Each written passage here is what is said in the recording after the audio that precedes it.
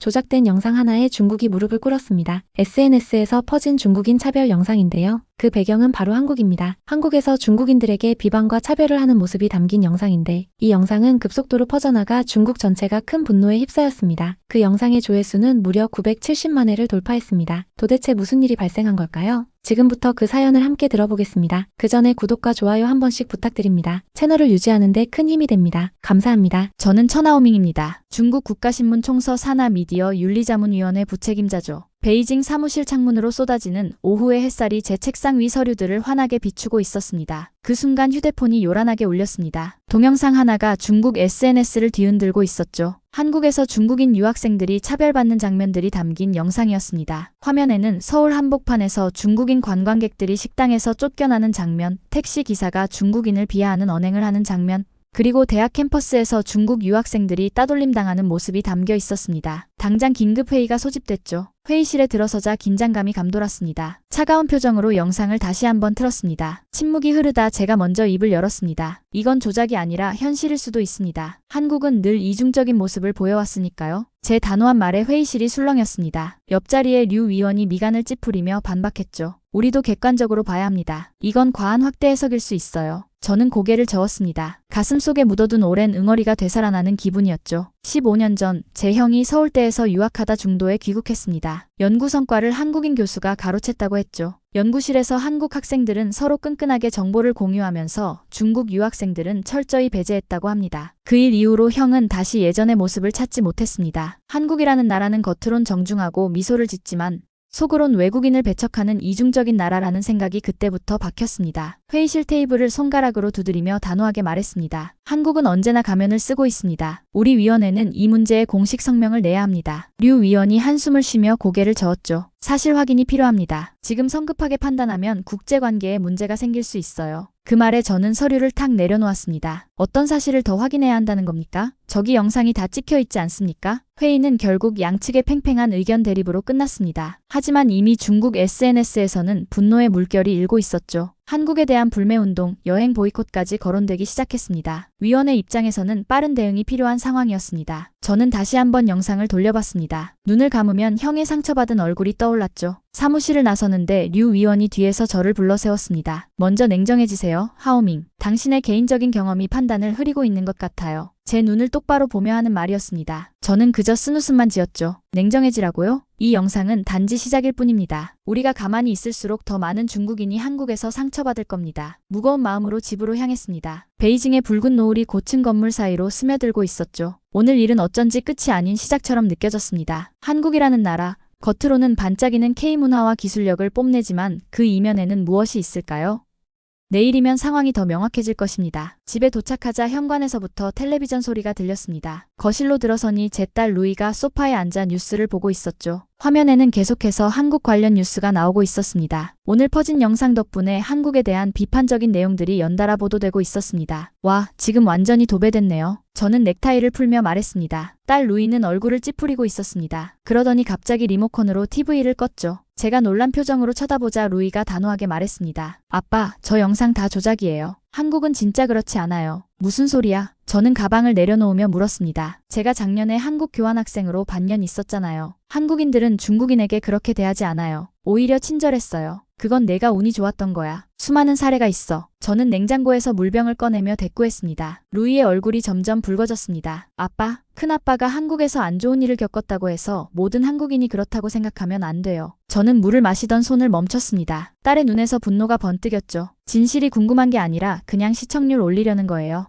이런 건 아빠가 미디어 윤리 담당자면서 이런 편파적인 보도를 그냥 넘기시는 거예요? 루이의 목소리가 점점 커졌습니다. 저는 물병을 식탁에 탁 내려놓았죠. 네가 뭘 안다고 그래? 나는 20년 넘게 언론에 몸담았어. 중국인들이 해외에서 어떤 차별을 받는지 너보다 훨씬 더 많이 알아. 루이는 눈물이 그렁그렁한 채로 자리에서 일어섰습니다. 제가 겪은 한국은 다정했어요. 아빠가 틀렸어요. 말을 마친 루이는 자기 방으로 들어가 문을 쾅 닫았습니다. 저는 한동안 그 자리에 서서 딸의 말을 곱씹었죠. 내가 편견에 사로잡힌 걸까? 하지만 영상은 분명했습니다. 자리에 앉아 휴대폰을 꺼내 영상을 다시 봤습니다. 중국인들이 한국 식당에서 쫓겨나는 장면, 대학에서 중국 유학생들이 소외되는 모습, 분명히 이건 사실이어야 했습니다. 다음 날 사무실에 도착하자마자 비서가 다급하게 달려왔습니다. 천 위원님, 큰일 났습니다. 어제 그 영상 때문에 한중 외교 문제가 발생했습니다. 중국인 관광객들이 한국행 예약을 대거 취소하고 있고 양국 관계가 급속도로 악화되고 있습니다. 저는 놀라서 사무실로 들어갔습니다. 컴퓨터를 켜자마자 최신 뉴스가 쏟아졌죠. 한중 외교 갈등, 경제보복 조짐, 위기의 한중 관계 등의 헤드라인이 줄을 이었습니다. 그때 류 위원이 사무실로 들어왔습니다. 그의 표정이 어두웠죠. 하오밍, 상황이 심각해졌어요. 우리 위원회에 국제 여론조사 보고서가 들어왔는데 그 영상이 조작됐을 가능성이 있다고 합니다. 제 심장이 덜컥 내려앉았습니다. 무슨 소리예요? 류 위원은 태블릿을 제게 건넸습니다. 영상의 일부 장면들이 다른 나라에서 촬영된 것을 한국인이 한 것처럼 편집된 흔적이 있어요. 이 영상은 우리가 신중하게 다뤄야 할 것 같습니다. 저는 머리가 어지러웠습니다. 이게 사실이라면, 제가 개인적인 편견으로 판단을 흐렸다면 양국 관계에 돌이킬 수 없는 손상을 입힌 책임이 저에게 있는 것 아닙니까? 고민하던 차에 최고위원회에서 호출이 왔습니다. 저와 유 위원은 급히 회의실로 향했죠. 회의실에 도착하자 국장과 여러 고위 관료들이 심각한 표정으로 앉아 있었습니다. 국장이 제 얼굴을 뚫어지게 바라보며 말했습니다. 천 위원, 당신이 어제 긴급 대응 회의에서 강하게 주장한 내용이 오늘 아침 성명서로 나갔습니다. 지금 국제적으로 큰 논란이 되고 있습니다. 도대체 어떻게 설명할 생각입니까? 저는 숨이 막혔습니다. 제 의견이 담긴 초안이 실제 성명서로 나간 줄은 몰랐습니다. 아직 추가 검증이 필요하다고 생각했는데 국장이 손에 든 태블릿을 내밀었습니다. 화면에는 한국 외교부 대변인이 기자회견을 하는 모습이 보였죠. 중국의 이러한 근거 없는 비난은 양국 관계에 심각한 해를 끼치고 있으며 해당 영상의 진위 여부를 철저히 조사하고 있다. 실제로 조작이라면 저는 큰 실수를 저지른 것입니다. 딸 루이의 충고를 무시한 대가가 이렇게 크게 돌아오리라고는 생각도 못했습니다. 이제 어떻게 해야 할까요? 회의가 끝나고 사무실로 돌아왔습니다. 머리가 무거웠습니다. 책상에 앉아 얼굴을 양손으로 감쌌죠. 20년간 쌓아온 제 커리어가 이 사건 하나로 무너질 수도 있는 상황이었습니다. 더 큰 문제는 국가 간 외교 문제로 번졌다는 점이죠. 휴대폰이 울렸습니다. 루이였습니다. 아빠, 뉴스 봤어요? 아빠 발언이 성명서로 나갔다면서요? 저는 한숨을 내쉬었습니다. 응, 그렇게 됐어. 아빠가 실수했을 수도 있어. 전화기 너머로 잠시 침묵이 흘렀습니다. 그러더니 루이가 조용히 말했죠. 아빠, 한번 직접 확인해보는 게 어때요? 한국에 가보시면 직접 눈으로 보고 판단하시면 더 정확하지 않을까요? 순간 번뜩이는 생각이 들었습니다. 그래, 내가 직접 가서 확인해보는 수밖에. 결심이 서자 바로 행동에 옮겼습니다. 건강상의 이유로 일주일간 휴가를 신청했죠. 중국 내부에선 이 사실을 아무에게도 알리지 않았습니다. 제가 한국에 가서 직접 조사한다는 사실이 알려지면 더 큰 외교적 문제가 생길 수 있었으니까요. 공항으로 향하는 차 안에서 루이에게 전화를 걸었습니다. 아빠가 한번 가보기로 했어. 내 말대로 직접 확인해볼게. 루이의 목소리가 밝아졌습니다. 정말요? 아빠, 정말 다행이에요. 아, 그리고 이걸 갖고 가세요. 무슨 뜻이지? 물었지만 루이는 이미 메시지로 무언가를 보내고 있었죠. 휴대폰을 확인하니 지도와 메모가 첨부된 파일이었습니다. 한국에 가면 나 대신 이 길을 걸어주세요. 제가 교환학생 때 정말 좋았던 곳들이에요. 여기서 진짜 한국을 느껴보세요. 마음이 묘하게 동요되었습니다. 이렇게 확신에 찬 딸의 모습은 처음 봤죠. 인천공항에 도착한 순간부터 긴장이 됐습니다. 제가 중국 미디어 고위 관계자라는 사실이 알려진다면 큰일이니까요. 하지만 놀랍게도 입국 심사는 순조롭게 진행됐습니다. 영어로 간단한 질문만 받고 통과했죠. 공항을 나서는 순간 한국의 첫인상이 제 눈에 들어왔습니다. 깔끔하게 정돈된 시설, 친절한 안내원들, 효율적인 교통 시스템. 솔직히 예상과는 달랐습니다. 호텔에 체크인하고 바로 문제의 영상에 나왔던 장소들을 방문하기로 했습니다. 첫 번째는 중국인 관광객이 쫓겨났다는 명동의 식당이었죠. 주소를 찾아 도착했는데 식당 입구에는 중국어로 된 환영 문구가 붙어 있었습니다. 중국인 직원도 있었고요. 이상했죠. 가게 안으로 들어가 주문을 했습니다. 중국어로 대화해보니 직원들은 오히려 반갑게 응대했습니다. 영업 마감 시간이 되자 용기를 내 지배인에게 말을 걸었습니다. 여기서 중국인 손님이 쫓겨난 사건이 있었다고 들었는데요. 지배인은 당황한 표정으로 고개를 저었습니다. 그런 일은 없었습니다. 오히려 저희는 중국 손님들을 특별히 환영하고 있어요. 매출의 절반이 중국 관광객이니까요. 이상했습니다. 그래서 영상을 직접 보여드렸죠. 지배인은 영상을 보더니 깜짝 놀랐습니다. 아, 이건 저희 가게가 아닙니다. 간판이 비슷하지만 저희 인테리어와 전혀 달라요. 어디에서 찍은 영상인지 모르겠지만 저희 가게가 아닙니다. 충격이었습니다. 바로 다음 장소로 향했죠. 대학 캠퍼스에서 중국 유학생들이 따돌림 당했다는 서울대학교였습니다. 캠퍼스에 도착하니 마침 수업이 끝나는 시간이었죠. 용기를 내 중국어로 몇몇 학생들에게 말을 걸었습니다. 중국인 유학생들을 만날 수 있는지 물었죠. 놀랍게도 한국 학생들은 친절하게 알려주었고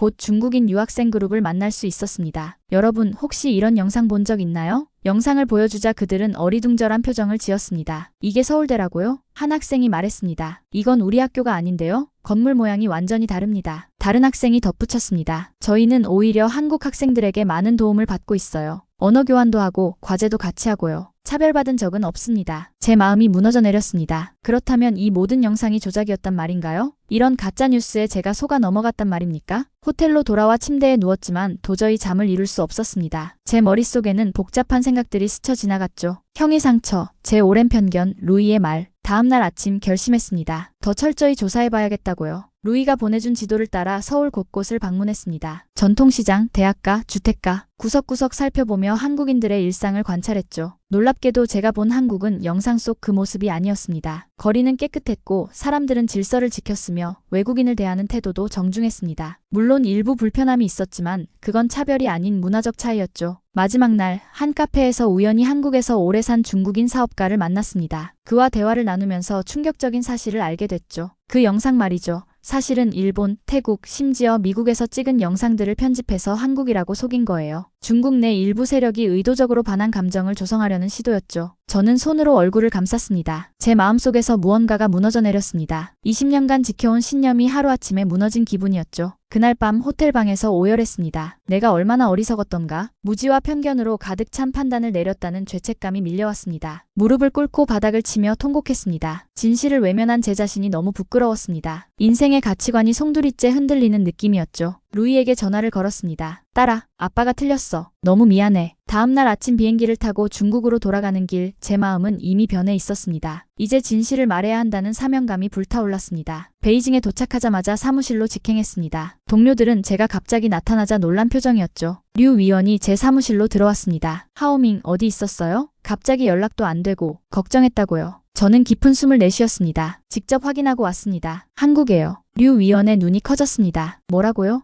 혼자서 그런 위험하지 않았습니다. 오히려 진실을 발견했죠. 그 영상은 100% 조작되었습니다. 제가 직접 목격했어요. 사무실에 긴장감이 감돌았습니다. 저는 한국에서 찍은 사진들과 녹음한 인터뷰들을 보여줬죠. 영상 속 장소들이 실제로는 한국이 아니라는 증거도 제시했습니다. 류 위원의 표정이, 그리고 회의실에 모인 다른 위원들의 표정이 점점 심각해졌습니다. 결정적인 증거로 원본 영상을 추적한 자료를 보여줬죠. 일본, 태국 등 다른 나라에서 찍은 영상을 한국이라고 속인 것이었습니다. 그런데 더 충격적인 사실이 있습니다. 제가 한국에서 조사하는 과정에서 우연히 알게 된 사실인데 이 영상을 만든 세력이 다음 타겟으로 일본을 선택했다는 겁니다. 한중 관계를 악화시킨 후 이번엔 한일 관계를 겨냥하고 있어요. 회의실이 술렁였습니다. 국장이 자리에서 일어나 창가로 걸어갔다가 다시 돌아왔죠. 하오밍, 당신의 조사 결과는 인정합니다. 하지만 이미 성명은 나갔고 우리 입장을 번복하기는 어렵습니다. 이건 건드리지 않는 게 좋겠습니다. 제 가슴이 답답해졌습니다. 우리가 진실을 외면한다면 누가 진실을 말하겠습니까? 국장은 고개를 저었습니다. 때로는 진실보다 더 중요한 것이 있습니다. 국가 이익, 안보. 저는 주먹을 꽉 쥐었습니다. 그때 문이 열리고 제 비서가 다급하게 들어왔죠. 천 위원님, 한국 외교부에서 온 요청서입니다. 이 문제에 관해 공식 조사를 요청했습니다. 국장이 손을 휘저었습니다. 거절해. 우리는 이미 입장을. 그러나 제가 가로막았습니다. 아닙니다. 이건 받아들여야 합니다. 진실은 말해야 합니다. 회의는 격렬한 논쟁으로 이어졌습니다. 결국 국장은 최종 결정을 내렸죠. 천하오밍, 이 문제는 더 이상 당신이 관여할 사안이 아닙니다. 지금부터 당신은 이 건에서 손을 떼십시오. 집으로 돌아온 저는 무거운 마음으로 소파에 몸을 묻었습니다. 진실을 알게 됐지만 그걸 공개할 권한을 빼앗겨버린 상황이었죠. 그때 제 휴대폰이 울렸습니다. 루이였습니다. 아빠, 어떻게 됐어요? 위원회에서는 뭐라고 했어요? 저는 한동안 말을 잇지 못했습니다. 모든 걸 딸에게 털어놓았죠. 영상이 조작됐다는 사실, 위원회가 진실을 덮으려 한다는 것까지. 루이는 잠시 침묵했다가 조용히 말했습니다. 아빠, 진실을 묻는 게 언론의 역할 아닌가요? 아빠가 그렇게 가르치셨잖아요. 딸의 말이 가슴을 파고들었습니다. 저는 창밖을 바라보며 깊은 생각에 잠겼죠. 그리고 문득 한국에서 만났던 한 노인의 말이 떠올랐습니다. 외부에서 한국을 보는 시선은 늘 극단적입니다. 너무 좋게 보거나 너무 나쁘게 보거나. 하지만 진짜 한국은 그 중간 어딘가에 있죠. 작지만 강하고 겸손하지만 자부심 있는 나라입니다. 그 순간 마음이 확고해졌습니다. 저는 루이에게 말했죠. 아빠도 늦었지만 다시 걸어볼게. 진실은 말해야지. 다음날 아침 결심을 굳힌 저는 사무실에 도착하자마자 사직서를 썼습니다. 20년 넘게 몸담은 직장을 떠나는 건 쉬운 결정이 아니었지만 진실을 위해선 필요한 희생이었죠. 사직서를 제출하는 순간 제 휴대폰으로 한국 번호에 연락이 왔습니다. 한국 언론사 기자였습니다. 어떻게 제 번호를 알았는지 놀라웠지만 더 놀라운 건 그가 전하는 소식이었습니다. 천 위원님, 저희가 그 조작 영상의 실체를 완전히 밝혀냈습니다. 제작자를 추적했고 그들이 인정했습니다. 이 사실을 세계에 알리려고 합니다. 위원님의 증언도 필요합니다. 심장이 빠르게 뛰었습니다. 한국 언론이 진실을 밝혀냈다니 제가 못했던 일을 그들이 해낸 겁니다. 잠시 생각한 후 결심했습니다. 제가 돕겠습니다. 모든 것을 말해드리죠. 그날 저녁 한국 방송국과 화상 인터뷰를 했습니다. 처음엔 떨렸지만 진실을 말한다는 생각에 용기가 생겼죠. 제 증언으로 조작된 영상의 실체가 세상에 드러났습니다. 중국 미디어 고위 관계자였던 제가 직접 영상의 조작을 인정하고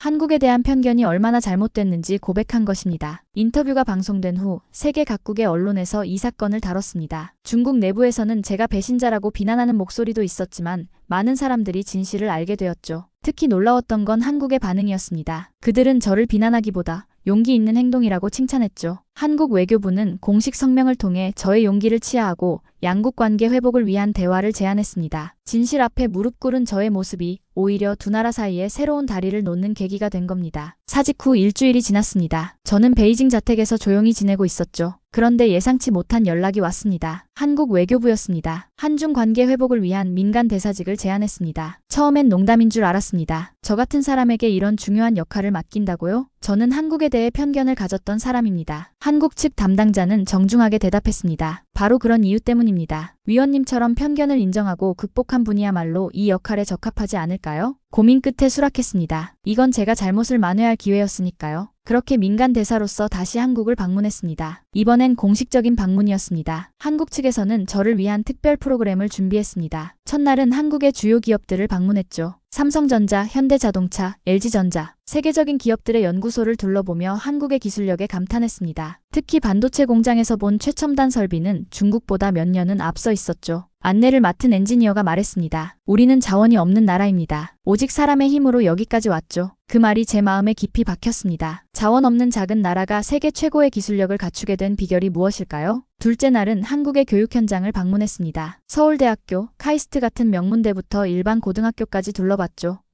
학생들의 학구열과 교수들의 열정이 놀라웠습니다. 특히 인상적이었던 건 협업 문화였습니다. 경쟁하면서도 함께 성장하는 모습이 보였죠. 한 교수가 설명했습니다. 한국인들은 교육을 통한 성장을 믿습니다. 어려운 시절을 겪으며 배움만이 살 길이라는 교훈을 얻었거든요. 셋째 날은 한국의 의료 시스템을 체험했습니다. 세계적 수준의 병원 시설과 의료진의 전문성에 감탄했죠. 특히 코로나19 같은 위기 상황에서 보여준 한국의 대응력은 경이로웠습니다. 서울대병원 의사가 말했습니다. 우리는 위기에 강합니다. 어려움이 닥칠 때 하나로 뭉치는 힘이 있거든요. 넷째 날은 한국의 문화산업을 경험했습니다. K-팝, 영화, 드라마 제작 현장을 둘러보며 한국 문화의 세계적 영향력을 실감했죠. 콘텐츠 기획자들은 세계 시장을 겨냥한 전략적 접근법을 갖고 있었습니다. 한 프로듀서가 설명했습니다. 우리는 한계를 인정하지 않습니다. 작은 나라지만 세계를 무대로 생각하죠. 마지막 날 한국의 일반 가정을 방문했습니다. 평범한 한국인들의 일상을 경험하며 그들의 따뜻함과 정을 느꼈죠. 특히 어려운 시절을 이겨낸 노인들의 이야기는 감동적이었습니다. 한 할머니가 말씀하셨습니다. 우리는 한국전쟁 후 폐허에서 시작했어요. 하지만 포기하지 않았죠. 자녀들이 더 나은 삶을 살길 바라며 모든 것을 바쳤습니다. 일주일간의 방문을 마치며 제 마음속에는 한국에 대한 새로운 인식이 자리 잡았습니다. 겉으로 보이는 화려함이 아니라 그 이면의 강인함과 끈기가 한국의 진짜 힘이었죠. 작지만 강한 나라, 한계를 모르는 도전정신, 위기에 더 단단해지는 국민성. 이것이 한국이 세계 무대에서 인정받는 이유였습니다. 서울 마지막 밤 한강변을 걸으며 생각했습니다. 내가 얼마나 무지했던가? 한국을 단지 작은 아시아 국가로만 여겼던 제 편견이 부끄러웠습니다. 이제 저는 알았습니다. 진정한 강함은 크기가 아닌 정신에서 온다는 것을요. 베이징으로 돌아온 후 저는 제 경험을 책으로 정리하기 시작했습니다. 제목은 간단했죠. 한국, 내가 몰랐던 진실. 제가 어떻게 한국에 대한 편견을 갖게 되었는지, 그 편견이 어떻게 무너졌는지 솔직하게 썼습니다. 특히 형의 트라우마가 제 인식에 미친 영향을 깊이 성찰했죠. 글을 쓰던 중 문득 형에게 연락해야겠다는 생각이 들었습니다. 15년 만의 연락이었죠. 형은 한국에서의 경험 이후 대학을 그만두고 지방 소도시에서 조용히 살고 있었습니다. 형, 나예요. 하오밍입니다. 최근에 한국에 다녀왔어요. 전화기 너머로 잠시 침묵이 흘렀습니다. 그러더니 형이 말했죠. 알아. 뉴스에서 봤어. 네가 용기 있는 행동을 했더구나. 그 말에 제 눈시울이 뜨거워졌습니다. 사실 궁금한 게 있어요. 형, 그때 정확히 무슨 일이 있었던 거예요? 형은 깊은 한숨을 내쉬었습니다. 그리고 처음으로 그날의 진실을 털어놓았죠. 교수와의 갈등은 연구 성과 탈취가 아니라 형의 연구 방법론 문제였다고 합니다. 한국인 교수는 오히려 형을 돕기 위해 많은 조언을 해줬지만 형은 그걸 비판으로 받아들였던 겁니다. 사실 그땐 내가 너무 어렸어. 자존심이 상해서 진실을 왜곡했던 거야. 미안해, 하오밍. 네가 한국에 대한 편견을 갖게 만든 건 내 잘못이야. 저는 전화기를 꽉 쥐었습니다. 형의 고백으로 마지막 퍼즐이 맞춰진 느낌이었죠. 제 편견의 근원이 사실은 오해였다니. 형과의 대화 후 책 내용을 수정했습니다. 더 솔직하게, 더 깊이 있게 썼죠. 그리고 책의 마지막 장에는 한국에서 배운 교훈을 담았습니다. 진실은 우리가 믿고 싶은 것이 아니라 있는 그대로의 현실이다. 편견은 무지에서 비롯되며 경험만이 그 무지를 걷어낼 수 있다. 한국이라는 나라는 내게 이 소중한 교훈을 가르쳐 주었다. 책이 출간되자 중국 내에서 큰 반향을 일으켰습니다. 비난의 목소리도 있었지만 더 많은 사람들이 공감하고 지지했죠. 특히 젊은 세대들은 저의 솔직함에 호응했습니다. 한 대학생이 제게 메시지를 보냈습니다. 천 선생님 덕분에 이웃나라를 새롭게 보게 되었습니다. 편견 없이 세상을 보는 법을 배웠습니다. 그 메시지를 읽으며 뿌듯함을 느꼈습니다. 제 경험이 누군가에게 긍정적인 영향을 미쳤다니 모든 어려움이 가치 있게 느껴졌죠. 한국 측에서도 반응이 왔습니다. 외교부에서 공식 서한을 보내 감사를 표했고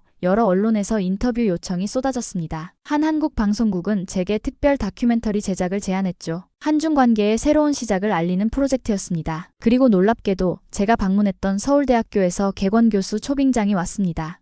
국제언론학과에서 강의해달라는 요청이었죠. 처음엔 망설였지만 이것이 제가 진정으로 편견을 극복했음을 증명하는 기회라고 생각했습니다. 강의를 준비하며 저는 다시 한번 제 내면을 들여다봤습니다. 이제 한국이란 나라는 제게 더 이상 작고 별 볼 일 없는 아시아 국가가 아니었습니다. 강인한 의지와 창의력으로 세계를 놀라게 하는 존경할 만한 나라로 인식이 바뀌었죠. 제가 이렇게 변화할 수 있었던 건 무엇보다 진실을 직접 경험했기 때문입니다. 편견은 거리에서 생겨납니다. 가까이 다가가 직접 보고, 듣고, 느껴봐야 진실을 알 수 있죠. 그리고 그 진실은 때로 우리의 고정관념을 완전히 뒤엎기도 합니다. 서울대학교 국제언론학과 강의실, 저는 첫 수업을 앞두고 긴장하고 있었습니다. 학생들이 한 명씩 들어오며 호기심 어린 눈으로 저를 쳐다봤죠. 그들 앞에 서서 제 자신을 소개했습니다. 안녕하세요, 천하오밍입니다. 여러분이 아시다시피 저는 얼마 전까지 한국에 대한 편견을 가진 사람이었습니다. 오늘부터 우리는 함께 국제 언론의 책임과 편견 극복에 대해 이야기할 겁니다. 첫 수업은 놀랍도록 활기찼습니다. 학생들은 날카로운 질문을 던졌고 저는 솔직하게 답했죠. 왜 그런 편견을 가졌는지, 어떻게 극복했는지, 언론인으로서 깨달은 점은 무엇인지 진솔하게 나눴습니다. 수업이 끝난 후 한 학생이 다가왔습니다. 중국계 한국인 학생이었죠. 교수님, 저는 양쪽 문화 사이에서 자랐습니다. 항상 두 나라가 서로를 더 이해했으면 했는데 교수님 같은 분이 계시니 희망이 생깁니다. 그 말에 가슴이 따뜻해졌습니다. 제가 다리 역할을 할 수 있다면 그것만으로도 큰 의미가 있을 겁니다. 서울에서의 생활은 제게 새로운 도전이었습니다. 언어 장벽, 문화적 차이, 때로는 불편한 시선도 있었죠. 하지만 이전과 달리 이제 저는 그런 어려움을 두려워하지 않았습니다. 오히려 배울 기회로 여겼죠. 주말에는 루이와 화상통화를 했습니다. 딸은 베이징에서 대학을 다니고 있었죠. 아빠, 서울 생활은 어때요? 적응 잘하고 계세요? 생각보다 좋아. 사람들이 친절하고 도시도 살기 좋더구나. 그리고 무엇보다 매일 새로운 것을 배우고 있어. 루이의 눈이 반짝였습니다. 아빠가 이렇게 변하다니 정말 신기해요. 이번 방학에 아빠 보러 갈게요. 알았어, 기다릴게. 그런데 내 할아버지 소식 들었니? 루이의 표정이 어두워졌습니다. 할아버지는 아직도 아빠가 한국에 간 것을 이해 못하시는 것 같아요. 그래, 이해해. 아버지 세대는 더 강한 편견이 있으니까. 하지만 언젠가는 아버지도 이해하실 거야. 통화를 마친 후 서울의 밤거리를 산책했습니다. 길가의 음식점들, 가게들, 사람들의 웃음소리. 모든 것이 이제는 친숙하게 느껴졌죠. 6개월 전만 해도 저는 이 나라를 이해하지 못했습니다. 아니, 이해하려 하지 않았죠. 한국에서의 삶은 제게 많은 것을 가르쳐줬습니다. 특히 실패를 두려워하지 않는 정신, 끊임없이 혁신하는 자세, 위기 앞에서 하나로 뭉치는 공동체 의식, 이런 것들은 제가 중국으로 돌아갔을 때 꼭 전하고 싶은 가치였습니다. 어느 날 학교에서 특별한 손님을 맞이했습니다. 제가 처음 한국을 방문했을 때 만났던 그 식당 지배인이었죠. 그가 제 강의를 듣고 찾아왔다고 했습니다. 천 교수님, 기억하실지 모르겠지만 제가 명동식당의 지배인입니다. 교수님이 쓰신 책을 읽었는데 정말 감동받았습니다. 저희 식당 이야기도 나오더군요. 그 순간 제 인생의 여정이 하나의 원을 그린 것 같았습니다. 처음 그를 만났을 때의 의심, 그리고 지금의 신뢰. 얼마나 많은 것이 변했는지 실감했죠. 저는 지배인의 손을 꼭 잡았습니다. 당신이 없었다면 저는 아직도 편견 속에 살고 있을 겁니다. 정말 감사합니다. 그날 밤 제 일기장에 적었습니다. 사람은 변할 수 있다. 나이가 들어도, 고정관념이 깊어도 진실 앞에 겸손하면 변할 수 있다. 한국은 나에게 단순한 나라가 아니라 삶의 교훈을 준 스승이 되었다. 1년이 지났습니다. 서울대학교에서의 객원 교수 임기가 끝나가는 시점이었죠. 저는 중국으로 돌아갈 준비를 하고 있었습니다. 그런데 예상치 못한 제안이 들어왔습니다. 한중 문화교류재단에서 이사직을 제안한 겁니다. 양국의 문화적 이해를 증진하는 역할이었죠. 고민이 컸습니다. 중국으로 돌아가 제 경험을 나누고 싶었지만 한국에서 더 많은 것을 할 수 있다는 생각도 들었습니다. 결정을 내리기 어려워 고향에 계신 아버지께 전화를 드렸습니다. 아버지는 제가 한국행을 결정했을 때 가장 반대하셨던 분입니다. 1년 동안 한 번도 연락하지 않으셨죠. 아버지, 저 하오밍입니다. 잘 지내셨어요? 잠시 침묵이 흐른 후 아버지의 목소리가 들려왔습니다. 그 목소리는 예전보다 부드러웠습니다. 그래, 잘 지냈다. 내 책을 읽었다. 그리고 내 인터뷰도 봤다. 제 심장이 빠르게 뛰었습니다. 아버지가 제 책을 읽으셨다니. 아버지, 정말 제 책을 읽으셨어요? 아버지가 중얼거리듯 대답하셨습니다. 처음엔 화가 났다. 내 아들이 중국을 배신했다고 생각했으니까. 하지만 책을 읽으면서 내 용기에 감동받았다. 진실을 말하는 데는 큰 용기가 필요하지. 눈물이 제 뺨을 타고 흘렀습니다. 아버지의 인정은 제게 큰 위로였습니다. 아버지, 지금 한국에서 일자리 제안을 받았어요. 한중 문화교류재단에서요. 어떻게 해야 할지 모르겠어요. 아버지가 잠시 생각하더니 말씀하셨습니다. 네가 할 수 있는 일을 해라. 네가 있어야 할 곳에 있어라. 아버지는 이제 이해한다. 그 말씀이 제게 큰 힘이 되었습니다. 결국 저는 한중 문화교류재단의 제안을 수락했습니다. 서울과 베이징을 오가며 일하게 될 것입니다. 이 결정을 루이에게 알렸을 때 딸은 환호성을 질렀습니다. 그리고 놀라운 소식을 전했죠. 아빠, 저도 서울대학교 대학원에 합격했어요. 우리 같이 서울에서 지낼 수 있겠네요. 그날 밤 한강공원에서 산책하며 지난 2년을 되돌아봤습니다. 편견에 사로잡혔던 언론인에서 진실을 위해 싸우는 교육자로, 그리고 이제는 두 나라의 다리 역할을 하는 사람으로 제 인생이 완전히 바뀌었습니다. 강변에 앉아 서울의 야경을 바라보며 생각했습니다. 이제 저는 한국을 실제 모습 그대로 볼 수 있게 되었습니다. 완벽하지 않지만 끊임없이 발전하는 나라, 작지만 세계를 향한 큰 꿈을 가진 나라, 때로는 실수하지만 그것을 인정하고 개선하려는 의지가 있는 나라. 이것이 진짜 한국의 모습이었습니다. 휴대폰으로 가족 사진을 봤습니다. 이제 곧 아버지도 서울에 방문하실 예정이었죠. 형도 15년 만에 한국을 다시 방문하기로 했고요. 마음속 깊은 상처가 조금씩 아물고 있었습니다. 내일은 제가 쓴 두 번째 책 출간일입니다. 제목은 한국에서 배운 것들입니다. 이 책에는 제가 한국에서 경험한 모든 것, 배운 모든 것이 담겨 있습니다. 편견을 버리고 진실을 볼 때 세상은 얼마나 더 넓고 아름다워지는지 이야기했죠. 출간 기념회는 서울 시내 한 서점에서 열렸습니다. 예상보다 많은 사람들이 참석해 자리가 꽉 찼죠. 중국인 유학생들, 한국 언론인들, 그리고 일반 시민들까지 다양한 사람들이 모였습니다. 마이크를 잡고 청중을 바라보니 가슴이 벅차올랐습니다. 2년 전만 해도 이런 상황을 상상조차 할 수 없었죠. 한국에서 한국인들 앞에서 제 이야기를 나누다니. 여러분, 저는 한국에 대해 가장 큰 편견을 가졌던 사람입니다. 그리고 지금은 한국의 가장 큰 팬이 되었습니다. 웃음과 박수가 터져나왔습니다. 저는 계속해서 말을 이어갔죠. 많은 사람들이 물어봅니다. 당신이 생각하는 한국의 가장 큰 장점은 무엇이냐고. 첨단 기술일까요? 효율적인 시스템? 세계적인 문화 콘텐츠? 모두 맞지만 제가 발견한 한국의 진짜 힘은 다른 곳에 있습니다. 청중들의 눈이 호기심으로 반짝였습니다. 한국의 진정한 힘은 실패를 두려워하지 않는 도전 정신입니다. 위기 앞에서 하나로 뭉치는 공동체 의식입니다. 그리고 끊임없이 발전하려는 열정입니다. 한강의 기적이라 불리는 경제 발전도, 세계를 사로잡은 K컬처도 모두 이런 정신에서 비롯됐습니다.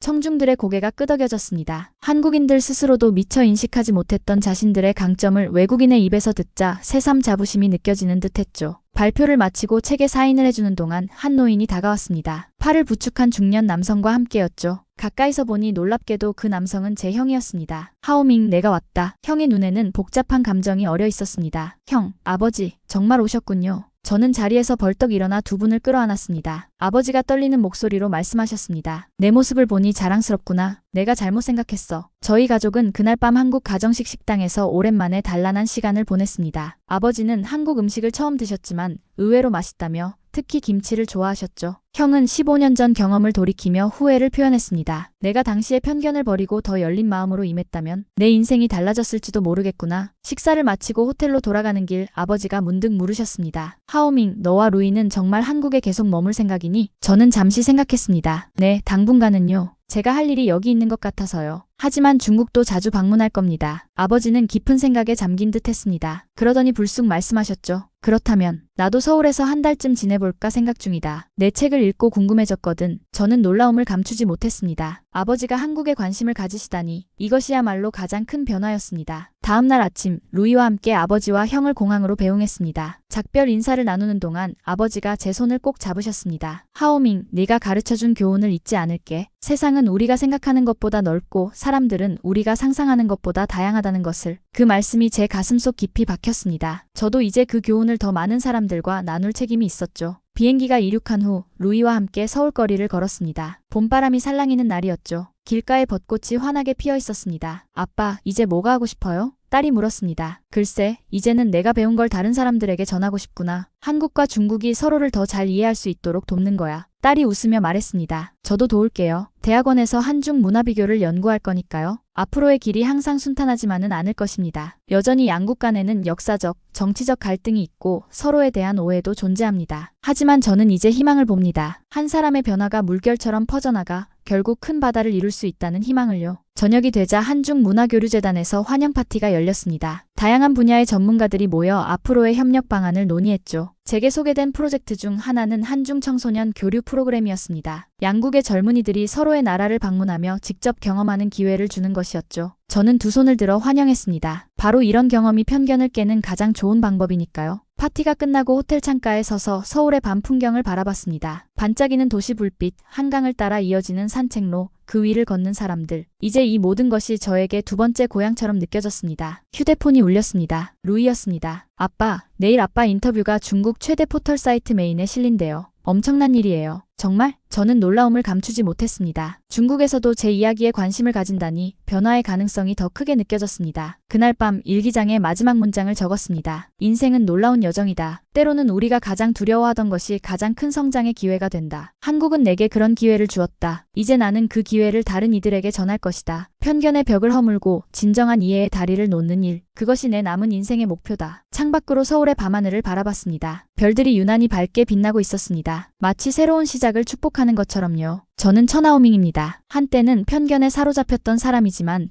이제는 진실을 찾아 나서는 여행자가 되었습니다. 그리고 이 여행은 이제 막 시작되었습니다. 오늘 사연은 여기까지입니다. 어떠셨나요? 재미있으셨다면 구독과 좋아요 부탁드립니다. 감사합니다.